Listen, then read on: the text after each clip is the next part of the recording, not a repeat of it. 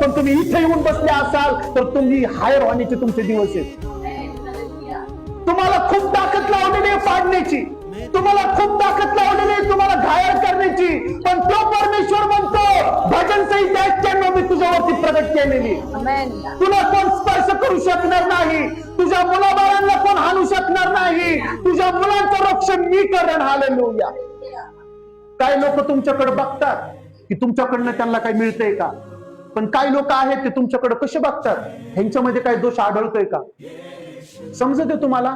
12 शिष्यांचं लक्ष काय लागलं होतं त्याच्याकडं, ते असे बघत होते आम्हाला देवाकडनं काही मिळतंय का, पण याजक लोकांचं लक्ष कुठं लागलं होतं, ह्याच्यामधनं आम्ही काही दोष उघडकीस आणू शकतोय का?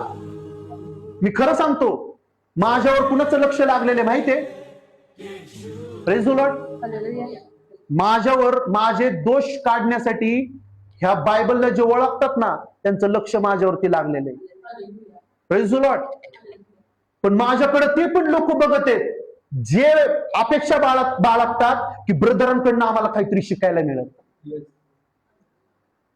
लोकांमुळे देवाचं काम कधी थांबवू नका. ऐकताय तुम्ही? लोकांमुळे देवाचं काम कधी थांबवू नका.